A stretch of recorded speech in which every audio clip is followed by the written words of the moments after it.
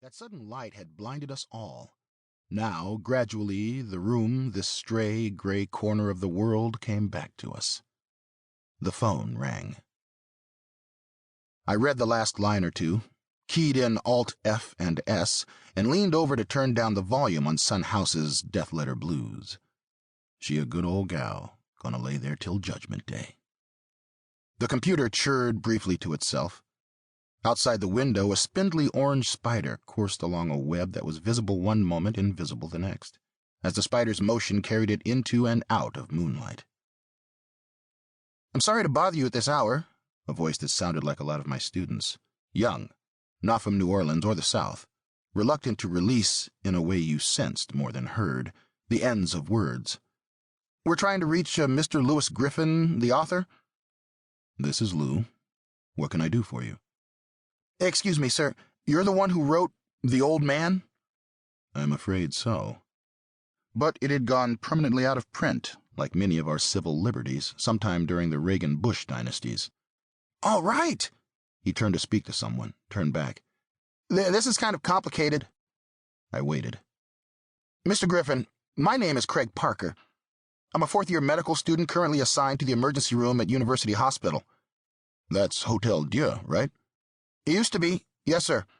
I guess people around here, lots of them, still call it that. What I wanted to tell you— Excuse me." After a moment, he came back. "Listen, this may be really off the wall, but we have a guy down here in Trauma 1, a garbage truck backed over him. Driver says none of them ever even saw him.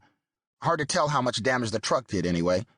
He'd already been beat up pretty bad, left there in the alley, the police figure." "This is someone I know? He told you to call me?" "No, sir, he's not able to tell us anything. We're doing what we can, but it's not looking good." "Then I don't think I understand." "Yes, sir.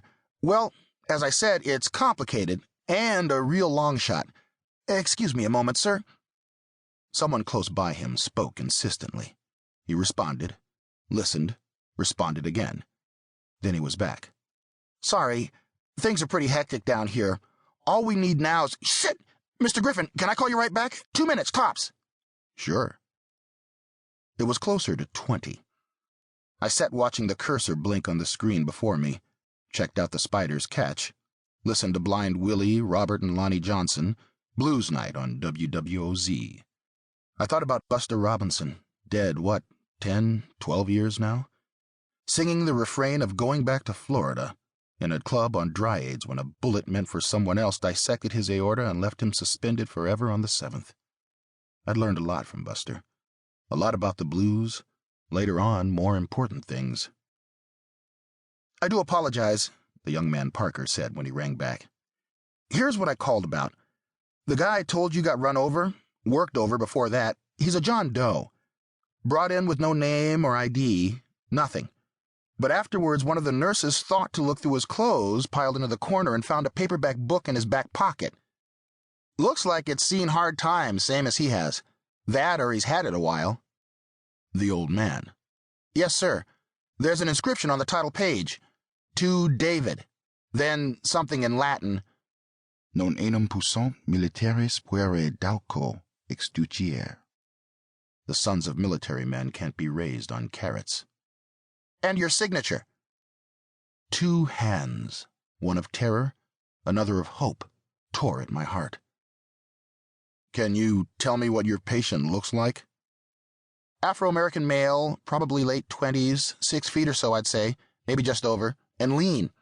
Athletic build, brown eyes, hair cut short, maybe with a knife from the look of it. Clothes ill-fitting, much used, but cleaned not too far in the past. From one of the churches or missions, maybe." I reached out to shut the computer off. This was one thing I could do, one thing in the world that I had control over. The computer asked, was I certain this was what I wanted to do? I hit in. "Would it be possible for you to come down here and have a look, Mr. Griffin? Tell us if you know him?" "All right," I said, with little idea which I wanted, to know him, not to know him. I again hit Alt F and X. Then Y for changes, and Y again to confirm my intention to leave Windowland. The computer beeped once, twice, blinked out at me, shut its systems down. Growing quiet at the same moment.